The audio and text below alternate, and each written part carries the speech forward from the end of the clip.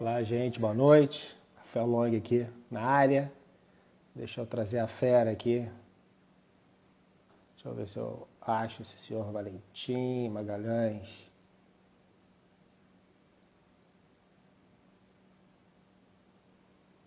Vamos lá, então.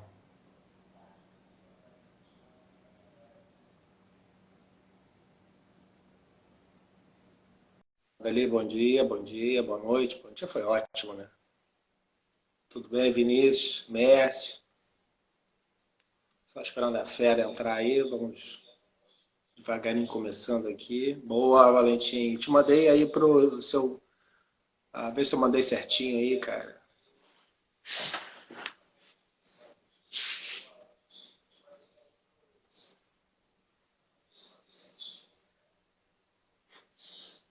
Oi, Mércia, boa noite.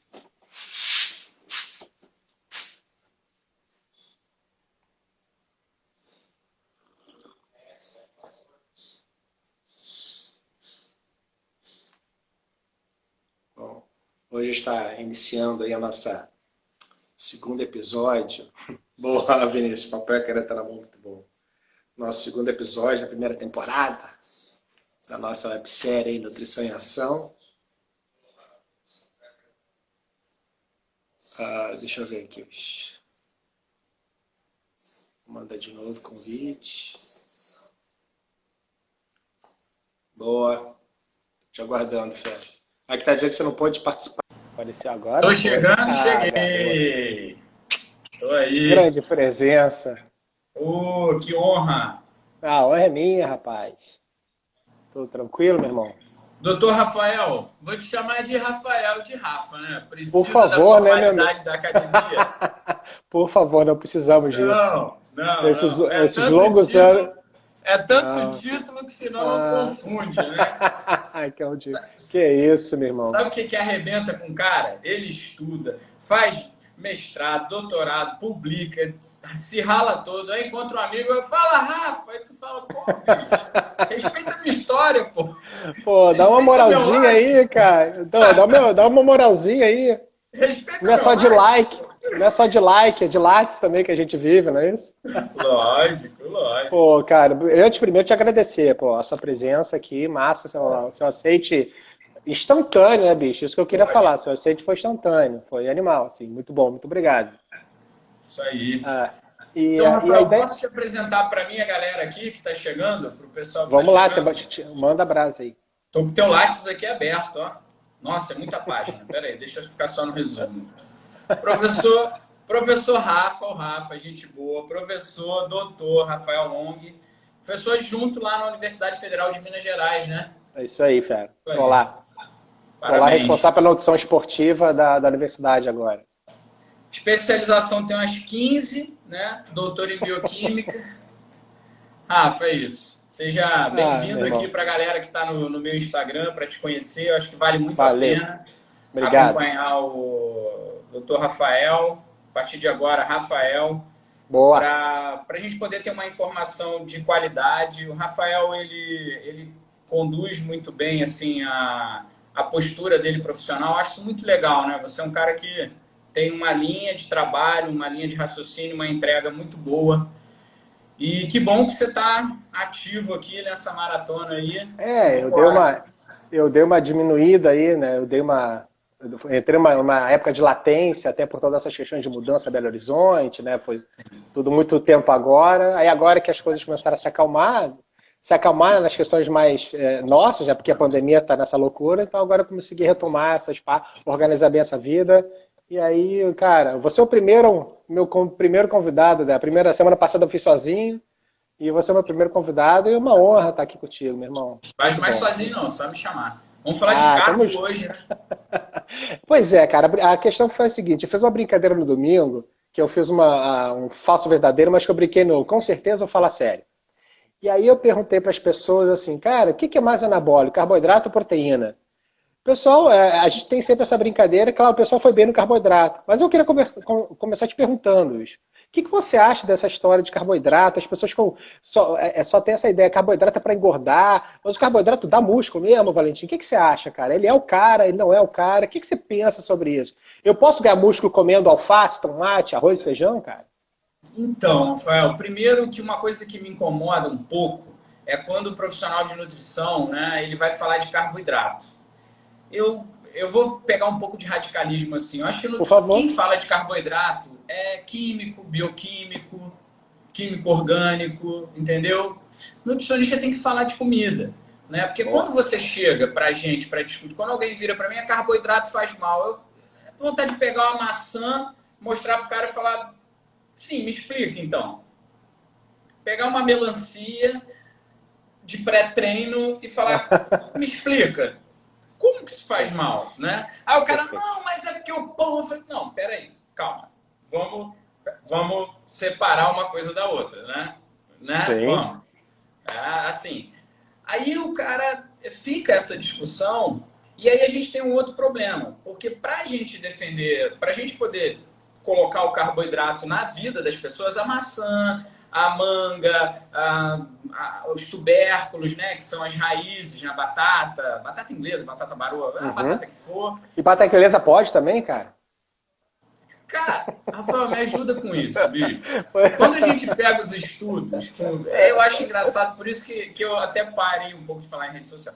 Você pega a moda da batata doce, pega a batata inglesa, pega as duas, aí você vai avaliar o teor de carboidrato nas duas. É desprezível sob o ponto de vista biológico. Sob o ponto de vista químico, né? Se tu tá fazendo uma prova de química orgânica, de química, de composição de alimentos, porra, tem uma diferença na composição centesimal. Só que aplicar isso na vida da pessoa... Aí o cara me pergunta, Valentim, o que você acha? Eu vou trocar a batata inglesa pela batata doce. Eu paro, penso, falo, bicho, eu vou levar quanto tempo para explicar? Exatamente. Sim, tá certo, troca, é muito melhor. Tem 2 gramas a menos de carboidrato. Ó, joia. Não, mas o índice glicêmico. Pois aí eu penso, bicho, tá, como é que é? Tu tem paciência de explicar que a proteína, que a gordura, que a matriz alimentar, que o índice glicêmico vai ter que ser avaliado pela matriz alimentar? Aí eu falo, então troca, que a batata doce é muito melhor, o índice glicêmico dela é foda, é forte pra caralho, é ótimo. Ela vai mudar. Tira as crianças do carro, como diz José Simão. Meu amigo falou palavrão agora. Tira essas crianças do carro. Não falei, eu travei aqui, não saiu na live. Cara, assim, ó, não, fica tranquilo, meu irmão, a gente tá em casa. E deixa eu te falar, essa história do índice glicêmico é muito legal, né? Eu não sei se você... Esse paper, assim, de 2017, eu acho, pra trás... Personalizado. Nutrição. Exato, lembra dele, cara? Lembra dele? 800 pessoas com um índice glicêmico completamente diferente para a mesma dieta, cara. Que massa, bicho. Olha aqui. E o cookie, exatamente, que para uns era altíssimo índice glicêmico, para outros era baixo. E você lembra que nos resultados eles falavam de individualidade metabólica, a microbiota e doenças crônicas não transmissíveis que podiam moldar o índice glicêmico da pessoa. Então você vê o cookie que você come é diferente do meu, cara. Olha aqui. Você vê que índice glicêmico não existe, né? Se a gente for brincar, né, índice glicêmico não existe. O que existe é o seu corpo respondendo a um estímulo externo, né, cara? Sim. Exatamente. O índice glicêmico... Cara, tem aqueles dois quadradinhos, aqueles dois Gustavão tá aí, boa. Gustavo, opa, seja bem-vindo. Ei, meu Deus, só tem gente com currículo pesado aqui. Pô, então, meu irmão, vai cair meu celular no chão daqui a pouco. Hã? Meu celular vai cair no chão daqui a pouco aqui, meu amigo. Tá, esse peso aqui. Tá pesado. Vou tomar cuidado para não falar bobagem. E eu achei engraçado que a banana, para uns, era alto índice glicêmico. Tinha gente ali no... Aquelas duas figuras são ótimas. Que o cookie fantástico. Era alto índice glicêmico para um e baixo índice glicêmico para outro, e a banana o contrário. Exato. Então, o índice glicêmico, na verdade, é do indivíduo, não é do alimento isolado. É a primeira explicação, né, que a gente precisa ter quando for abordar de forma com essa crítica que a gente já construiu. Pô, mas o carboidrato, cara, você tem que falar de alimento de ser humano. É comida, né? Ah, mas é difícil. Não é difícil. Você tem prova terapêutica. Dá a dieta para o paciente, avalia ele na admissão do tratamento, porque uma dieta não adianta. Você tem que fazer um tratamento nutricional. É isso que as pessoas têm que entender. Você não vai mudar o hábito do dia para a noite. Para fazer As pessoas não consomem As pessoas não consomem medicamento 30 dias ou a vida inteira. Por que que a dieta tem que ser diferente? Treinamento tem que se fazer a vida inteira, toda semana, toda hora, mudar a carga de treino, mudar estímulo. Por que que a dieta também não tem que mudar estímulo, mudar comida? Uma hora comer arroz, outra hora comer batata, uma hora, né? Se você muda a posição do pé no leg press, por que que não tem que mudar o tipo de comida, sabe? Então, acho que isso a gente tem que tentar trazer para o nosso cliente final. Acho que essa sua fala é muito valiosa em cima dessa variabilidade que a gente tem na dieta, né? E aí, pegando a sua provocação, Valentim, a gente falou de índice glicêmico, você falou da história da batata doce clássica, a gente lembrar da carga glicêmica, né? Daquele cálculozinho clássico, índice glicêmico vezes a gramagem dividido por 100. Quanto mais aumenta a gramagem, mais aumenta a carga glicêmica. E essa batata doce pode ser pavorosa, né? Aumentar a seda metabólica, aumentar tudo, porque a carga glicêmica dela, se você comer ela o dia inteiro sozinho, você tem problemas, né? Manda. E fazer os chips dela. Boa, isso, é isso aí. E assar a batata doce para fazer chips na air fryer. É isso aí. O que vamos dizer sobre isso, né? Não, Tá? aí o cara tira o miolo do pão, come a casca. A casca que já sofreu tratamento térmico, já cozinhou parte daquela farinha, aumentou drasticamente o índice glicêmico. Ele acha que a casca é melhor que o miolo, porque o miolo, ele olha aquilo. Cara, mas a casca tem um índice. Porque o miolo é branco, né? A casca tá escura, é fibra. E o miolo é branco, é farinha branca. Boa. Então, nesses primeiros minutos, eu acho que a primeira coisa que a gente traz para o nutricionista e para o público leigo é prestar atenção sobre o que ele está falando. Uhum. Né? A gente não tem como chegar numa rede social e falar uma dieta low carb.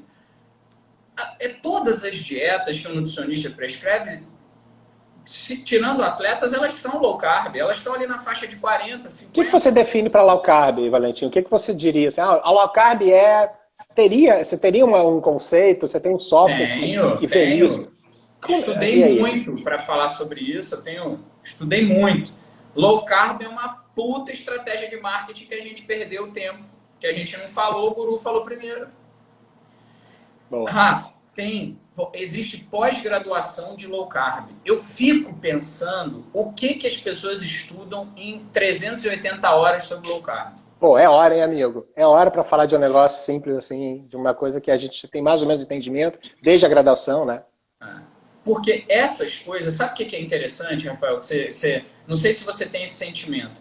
Você pega muito a gourmetização do conhecimento. Uma dieta low carb, né, ela não é nada mais o que trouxeram como dieta low carb, primeiro que é a dieta humana, que é comer alimentos in natura. Você não consegue encontrar na natureza, nenhum alimento tem alta carga glicêmica, nenhum. Aí você vai falar, a aveia já sofreu um processo de industrialização. Claro. Mas os alimentos in natura, o mel é um produto, é industrializado pela abelha, mas todos os produtos in natura, tudo que você colheu e comeu,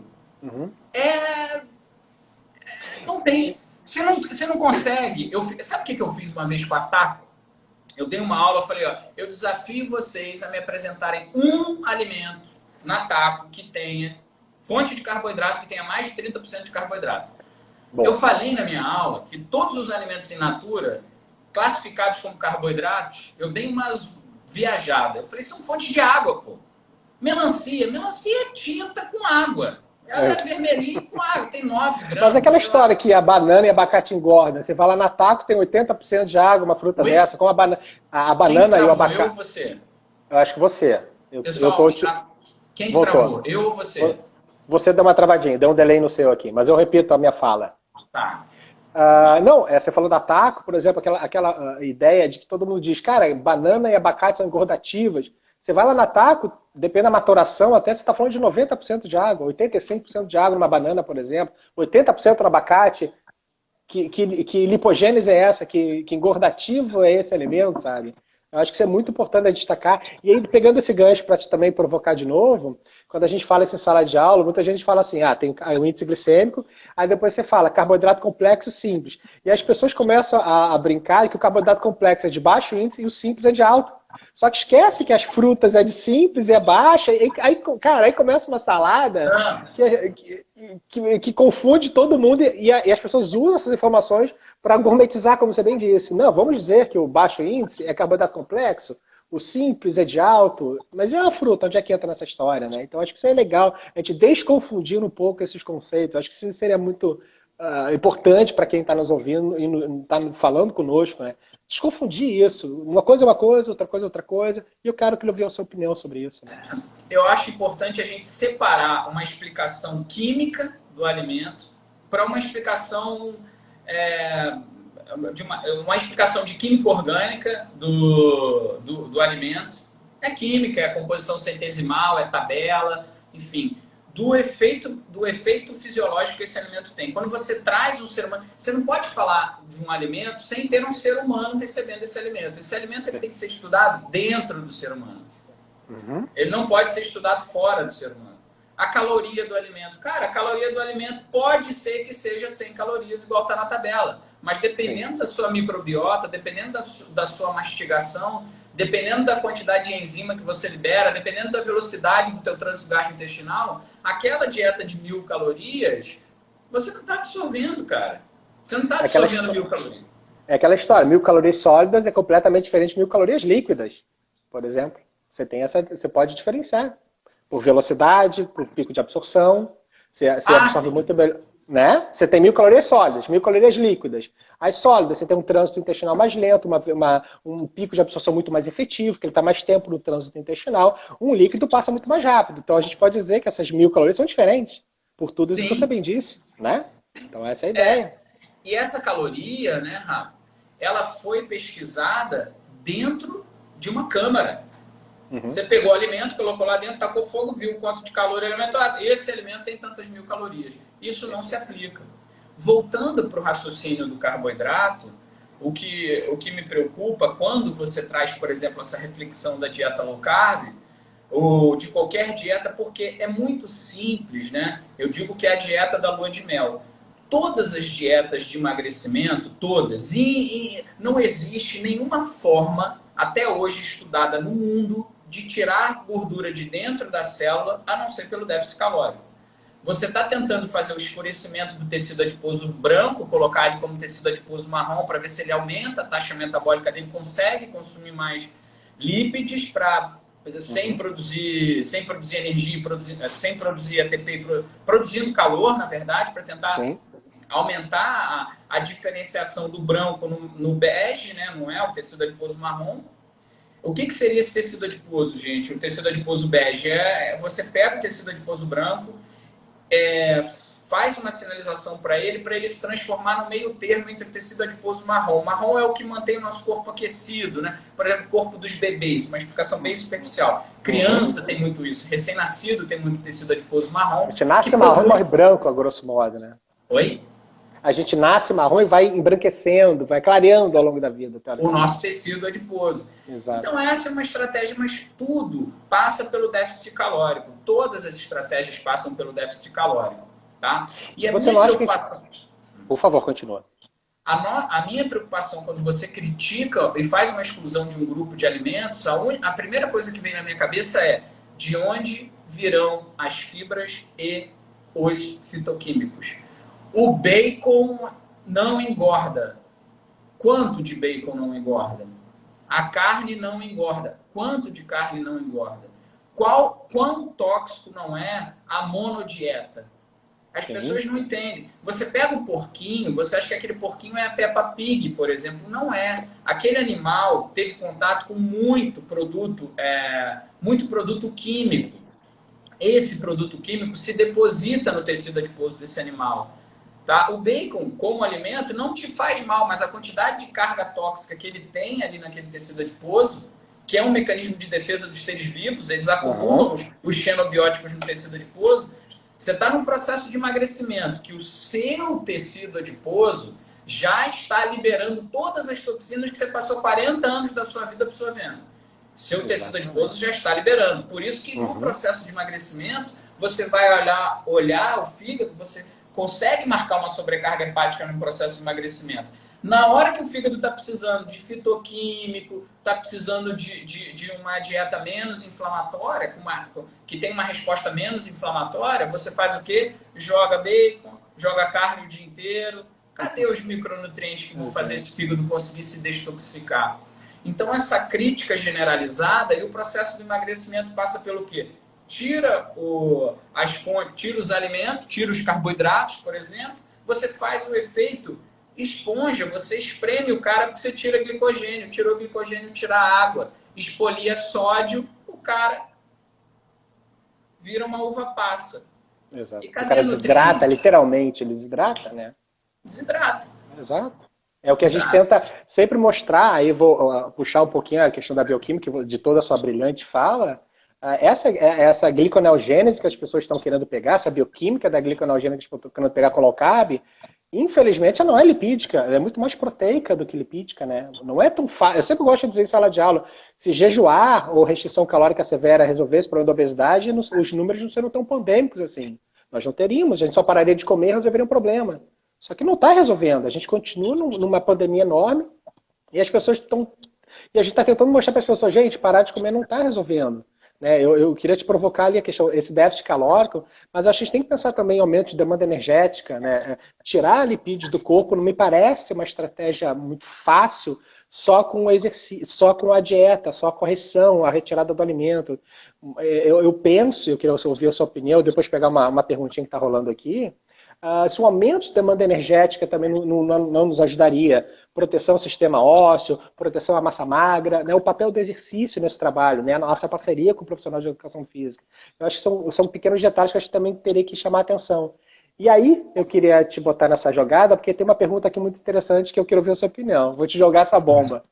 Evitar carbo no final do dia, relógio biológico agradece, não é? E aí, cara, eu não posso comer carbo à noite?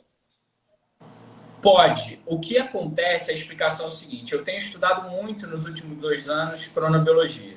O que os estudos mostram, tem um estudo, Rafael, bem simples, que foi publicado em 2014, muito simples, um estudinho, 24 horas, né, com um ciclo contínuo, os indivíduos ficaram acordados 24 horas, perfeito? 24 horas acordados, Ok. recebendo 14 indivíduos, recebendo infusão de glicose. Aquela glicose estava ali gotejando durante 24 horas. A resposta insulinêmica estava estável, ficou estável nessas 24 horas com seus ciclos. Você percebe um ciclo de maior secreção de insulina no período diurno. Quando você começa a chegar no período do entardecer, você tem menos insulina e você começa a fazer um pico de glicemia com a mesma quantidade de glicose ao longo do dia. A resposta é: o período noturno não seria o melhor momento de você colocar a maior quantidade do carboidrato. Perfeito. Não é proibitivo. Ótimo. Não existe uma proibição de colocar. Ah, não. O carboidrato ele tem um efeito muito bom de suprimir, por exemplo, as catecolaminas, cortisol, por exemplo. Cortisol, por exemplo. Muito bom. Você E outra. dá Mamãe dava água com açúcar quando a gente estava nervoso. Quando você dá um tapinha na glicemia, você vai lá nas catecolaminas, você relaxa o cara para ele entrar no sono. Então não é proibitivo. E esse controle da insulina, eu acho legal que você falou do carboidrato, que aí o carboidrato, esse noturno, bem controlado nas dosagens, você trabalha um pouco da insulina, tira um pouco desse aminoácido do seu sangue, porque ele é uma ação de hipo, né, de retirada de glicose, mas também de retirada de aminoácido, diminui esse aminoácido de cadeia ramificada e potencializa uma melhora de serotonina, que é uma coisa de relaxamento muscular, relaxamento do sono. Então é uma estratégia interessante também. Né? Eu fazia essa analogia em sala de aula, que eu dizia para os meus alunos, gente, se você tem uma pessoa com fibromialgia, por exemplo, sente dor, como é que você não vai dar carboidrato noturno para ela, controlando as quantidades, como você bem disse? Essa pessoa vai estar cheia de BCA, triptofano zero, competindo pelo mesmo transportador, não tem serotonina, não tem melatonina. Como é que ela vai parar de sentir dor? Então, o porquê que tem essa ideia do carboidrato não poder ser noturno? Você tem exemplos como esse, do esporte, da patologia ou da cronobiologia, como você bem disse. Então, acho que é importante. A crono não proíbe o carboidrato noturno. Ela só faz um alerta, ela traz uma discussão de que, será que vocês não poderiam, nutricionistas, colocar a maior parte do carboidrato no período diurno, onde a metabolização dele é melhor? Principalmente para indivíduos que já têm problemas de metabolização de carboidrato. A gente já não aprende isso desde a graduação, Valentim. A estratégia de funil, a grosso modo, não é sempre assim que a gente ouviu na faculdade. Já que a gente já não trabalhava assim desde que nós aprendemos. Tome café como um rei, almoce como um príncipe, jante como um mendigo. Não tinha um papo desse na faculdade, cara? E eu me formei em 2005, hein? Vou te falar, eu vi isso desde lá. E não tinha isso já, cara. Mas precisaram, os caras ganharam o prêmio Nobel agora em 2017 para falar de ritmo circadiano. Cara, eu fiz uma aula minha sobre cronobiologia, tem um tópico que eu adorei. A quantidade de estudos científicos sobre cronobiologia. Só lembrando que todos os seres vivos, planta, bactéria, pulga, cachorro, gato, papagaio, todo mundo, todos os seres vivos têm relógios biológicos em cada uma das células. Você tem um tic-tac biológico molecular dentro de cada uma das células. Cara, tem 4 vezes menos trabalho sobre... se eu for comparar, tem 4 vezes mais trabalho sobre whey protein do que sobre cronobiologia como um todo. Sim. Aí você pega a cronobiologia, separa do que se estuda de cronobiologia para ser humano, você não tem nada a estudar. Nada. Nada, você não tem nada. Mas esse raciocínio é perfeito. É só você entender. Se você não quiser ir pela cronobiologia, você vai pela fisiologia básica. Você vai colocar às 8, 9 horas da noite uma refeição muito farta para um indivíduo que vai, né, períodos, daqui a poucos instantes vai dormir. Tem um trabalho que vale muito a leitura de 2018. Um trabalho sobre... um trabalho de um estudo de corte sobre... não, de corte não. Um estudo de caso-controle. Sobre câncer e o tempo da última refeição e o sono. Quanto mais próximo a última refeição é da hora de dormir, maior a incidência de câncer de mama e próstata. É um estudo muito bem controlado. Entendi.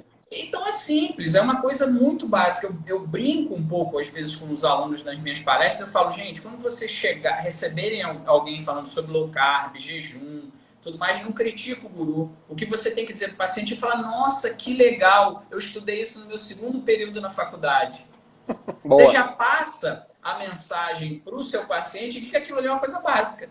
Exatamente. O problema é que hoje, por exemplo, se a gente for desafiado a pegar um livro de química, se bem que você é pós-doc em bioquímica, contigo não vai valer o exemplo. Mas finge que você não fosse pós-doutor em bioquímica, tá? Vamos lá. Se eu te entrego um livro de química, se eu te entrego uma prova hoje de química orgânica, álcool, aldeído, tu não ia lembrar de nada ali, eu não lembro. Se alguém me mostrar uma molécula, um aldeído, um álcool, um acetona, eu não vou lembrar. Aí o cara pega uma coisa dessa que pra gente hoje não serve pra nada, não sei. Hoje eu não uso mais isso, tá? A gente pode usar quando a gente for estudar uma frutose ali e tal, uma desfrutose, um DNA, mas é coisa pontual, você relembra e tal. Aí o cara pega uma coisa dessa no primeiro ano do ensino médio, vem pra internet, aí ele chega onde? Na bioalquimia. O que é bioalquimia? Bioalquimia é uma extrapolação que transforma a frutose, diz que a frutose é tóxica. Cara, aí a questão que eu falo é o seguinte, meus amores, do fundo do coração, querido, se você comer 5 frutas por dia, sabe quanto de frutose o seu fígado vai ver? Nada. 5 frutas, essa frutose ela já vai ser no intestino transformada em glicose.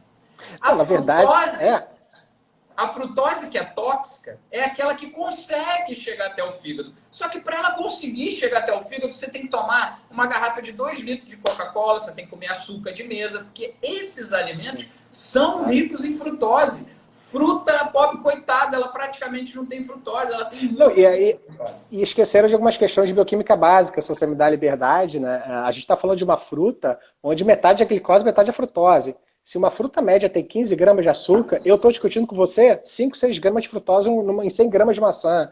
Que eu acho que não, cara, não passa desapercebido pelo organismo.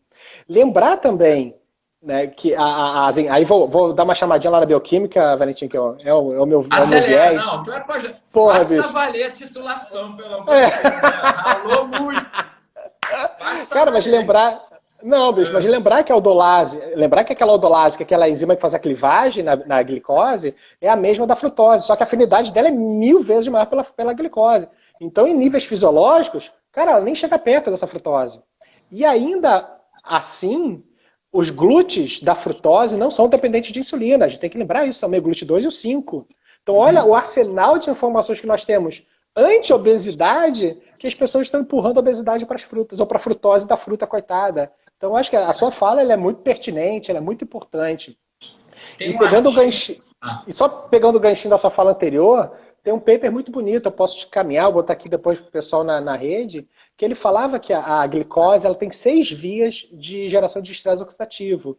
Porém, essas vias, claro, é hiperglicemia, é o que a gente está discutindo aqui. Se você tem ações hiperglicêmicas, agudas, crônicas, você, por um feedback, você começa a produzir muita insulina, uma hora que eu falo, bicho, cansei, não aguento mais produzir insulina, estou cansado da quantidade de açúcar que você está me produzindo. E eu começo a fazer estresse oxidativo. Agora, se você controlar, meu irmão, cara, é a vida que a gente precisa, né? Normoglicêmicos, homeostasia, dormindo feliz, sono rei, que é o que a gente está querendo aqui falar, né? Então, acho que é mais ou menos, acho que é mais ou menos esse delineamento do carboidrato. Eu vi uma pergunta aqui, Valentim, que eu queria te mandar. A gente está falando de diminuir carboidrato à noite. Tem números para isso? Tem dose?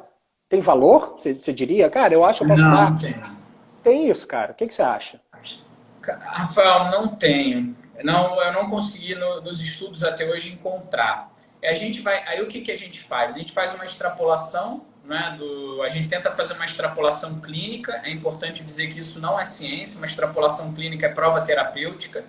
Ela é um braço muito distante do fundamento científico, né? Ela não testa hipótese, é uma coisa muito ali no N1, no individual. Como a gente vem com um valor calórico decrescente, a gente pode pensar em alguma coisa em torno de 20% das calorias, 25% das calorias, 20% das calorias serem ofertadas na última refeição do dia. E essa refeição ser mais cedo. Isso não é um número, esse estudo não está validado. A gente tem um estudo pequeno, eu posso abrir minha aula aqui para ter a referência legal. A gente tem um estudo pequeno, mas resumindo, a menor refeição do dia, então, será a última. O que eu acho hoje, Rafa, com o estudo da cronobiologia, é que a gente vai, ao longo dos anos, abandonar a ceia.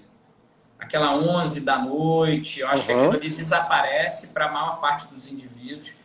Eu acho que o overnight de proteína, ele deve continuar naquela proteína noturna. Eu acho que eu não vejo por que aquilo sair, não tive leitura ainda. Proteína de absorção lenta sempre, tem que lembrar isso, né, Valentim? Sim.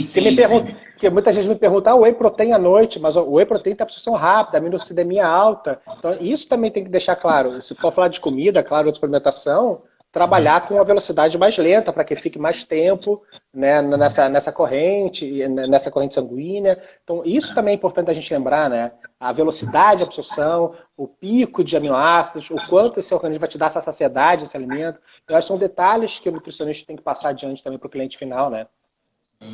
Porque a gente ainda vive na era que a proteína hidrolisada absorve mais rápido. Por favor, né? Aí, essa é a principal. Pensa o seguinte, a gente foi construído para absorver um boi. A gente digere um boi. E a gente digere, né? O intestino está preparado para vários peptídeos de pesos moleculares diferentes, para você estar absorvendo isso. Aí você pega um monte de peptídeos do mesmo peso molecular, o que acontece? Vai todo mundo pelo mesmo lugar, lota o ônibus, engarrafa, não passa. Quando você vai testar a proteína hidrolisada e a proteína concentrada, a concentrada absorve muito mais rápido que a hidrolisada. Não fala isso que ela é mais barata de todas, por favor, Valentim, não diga isso, que a concentrada é mais barata.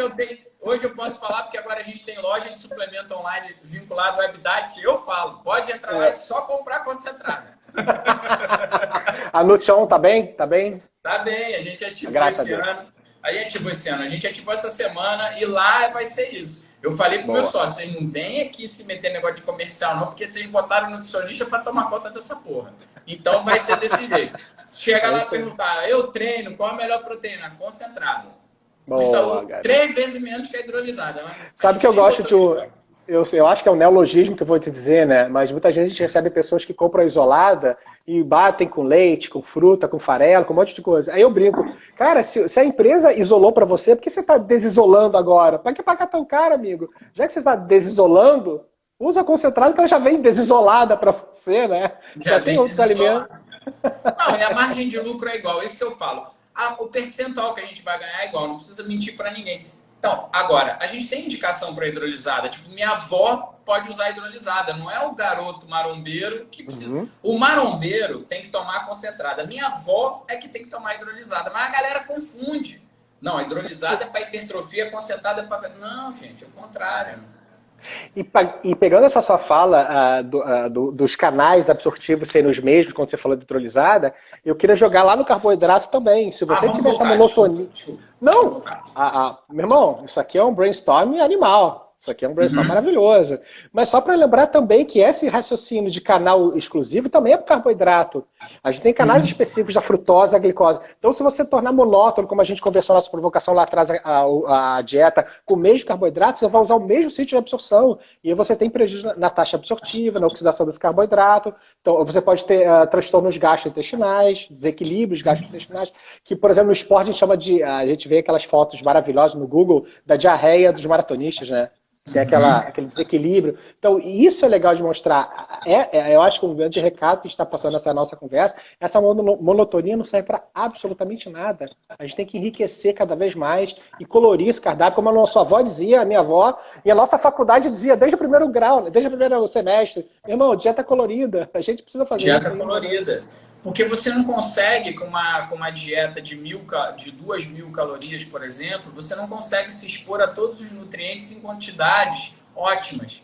Você precisa fazer o rodízio alimentar. O problema, por exemplo, aí a gente está falando de tudo, Rafa. Depois a gente faz a live do carboidrato, pode ser? Vamos marcar outra do carboidrato? Parte Essa 2. aqui, essa aqui já virou. Por exemplo, quando alguém vem falar para mim de glúten, o que você acha do glúten? Eu falei, gente, eu não tenho nada. Sim, eu acho ele gente boa pra caramba. Qual o Quando eu fui no problema Japão, eu comi dele? até um bife de glúten, né? Quando eu fui lá no Japão, eu comi até um bife de glúten, eu comi. O que acontece é a monotonia do cardápio. O sujeito acorda, glúten. No lanche da manhã, glúten. No almoço, glúten. Não era glúten, glúten, glúten, glúten, glúten. Meu amigo, se tu comer uva o dia inteiro, tu vai reagir a essa porcaria. Se tu pega um Exatamente. país onde você coma uva o dia inteiro, você vai ter barriga de uva, barriga de trigo, barriga de clara de ovo. Sabe aquele livro, Barriga de Trigo? Você vai ter barriga Sim, de uva, barriga de sim. acerola, barriga de tapioca, De de chopinho também, né? barriga de choupim. Porque É, o teu organismo precisa de rodízio, você sobrecarrega sistemas, você tem uma super exposição a estruturas proteicas de forma repetida. Aí você pega um momento onde teu intestino está mais frágil, você tem um prejuízo grave, grande ali, se você não tiver um problema, uma doença celíaca instalada. Né? eu, Enfim, então quero, o rodízio, né, é muito importante, rotacionar o cardápio. eu queria fazer duas falas para você. Primeiro, é o seguinte: você não acha que desde a graduação a gente já prescreve dietas hipoglúten? Porque o glúten está muito nas questões industriais. E segundo, como é que você avalia essa rotina? Que eu fiz algumas caixinhas essa semana e muitas perguntas vieram em cima disso. Eu queria te passar essa fala. Lista de substituições, cara. Como é que você, dentro dessa ideia de uma dieta hipoglúten, né? Eu acho que a gente sempre aprendeu assim, em uma pergunta. E outra pergunta assim, dentro desse entendimento de rotina, de rodar o alimento, como é que você usa a lista de substituição? Substituições, perdão.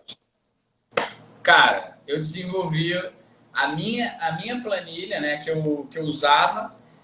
As planilhas de substituição, elas sempre estavam baseadas em valor calórico ou em grupo de alimentos. E para Boa. mim, a lista de substituição tem que estar baseada no macronutriente-alvo. Eu não posso Perfeito, meu garoto. equilibrar. Aí eu criei o Adorei. WebDiet método de equivalente. Que bom. Bom saber. Aí Porque, por lá, exemplo, só para usar na sua fala, a gente sempre dizia pão por biscoito, mas no meu entendimento, pão é carboidrato, biscoito é gordura, né? E a gente faz uma substituição calórica, não nutricional. É isso que você está dizendo? isso, o Então tá. WebDiet ele faz uma distribuição nutricional, tem grupos específicos, são 14 grupos de alimentos que a gente divide. Né? Então tem o grupo das carnes. Todas as carnes têm cada porção, na média, 15 gramas de proteína. E aí o nutricionista, ele pode interferir na lista. Ele vai dizer se essa proteína tem mais ou menos gordura ou se ele vai trabalhar numa média, mas a gente mostra o desvio padrão para ele. Ele tem acesso ao desvio padrão, ele sabe com o que ele está lidando. Ele pode Entendi. ter um desvio padrão alto no grupo de proteína porque ele misturou ovo com clara de ovo. O ovo tem ovo e clara de ovo equivalente em proteína é totalmente diferente em gordura. Né? O ovo Entendi. inteiro tem zilhões, tem 10 vezes mais de gordura que a clara. A clara não tem nada praticamente. Né? Entendi. É isso. E é assim que a gente fez. Né? A gente tem 3 métodos de prescrição. Um deles é esse. Bom saber isso, porque eu acho importante a gente trabalhar nisso, de organizar esses alimentos. Então, por exemplo, eu tenho essa dieta, você tem essa organização de dieta, você consegue fazer então essa troca alimentar nutricionalmente falando, é isso que você está me dizendo, você consegue tirar. É isso que, então tá, é isso que eu queria saber. Perfeito. E o WebDiet é gratuito para aluno e para professores. Eu entro nesses aí. Gratuito. E para aluno também. Bom saber. Bom, teus seguidores já sabem disso. Deixa eu te perguntar uma coisa aqui. Deixa eu te perguntar uma coisa aqui, seguindo essa linha de carboidrato, enfim. A gente falou muito de emagrecimento, low carb, mas vieram algumas perguntas também para hipertrofia. Tem valores também, ou também é difícil mensurar? A gente tem lá na internet, no nosso site, Post Nutrition, na ISSN, aqueles valores de 3 a 10 gramas de carboidrato por quilograma de peso. A gente tem valores de pré-treino, né? 30 gramas, 1 grama por quilograma e 1 hora antes. Mas a gente não tem muitos valores no pós. Né? Muita gente fala aquele 3:1 ou 4:1. Você tem algum... qual a sua opinião, assim, na verdade? Como é que você pensa? Tem números para a gente usar no carboidrato para hipertrofia? Tem alguma linha de trabalho que você gosta de fazer? Eu queria ouvir a sua opinião sobre isso.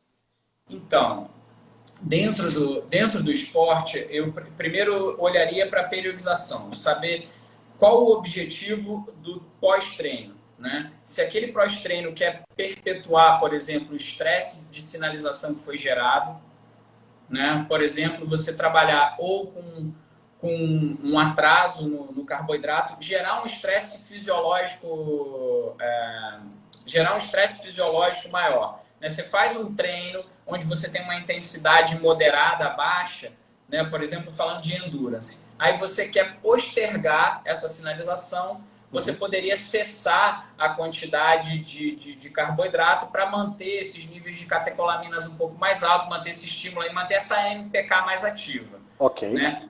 Mas, ao mesmo tempo, se você sai de um exercício onde você teve um estresse metabólico muito alto, as catecolaminas muito altas, elas vão fazer uma imunossupressão, né? Você tem o cortisol nas alturas, então você precisaria desse carboidrato mais rápido para atenuar.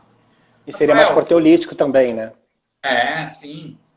Um ambiente muito mais catabólico, né? Okay. Então, eu acho que é muito específico.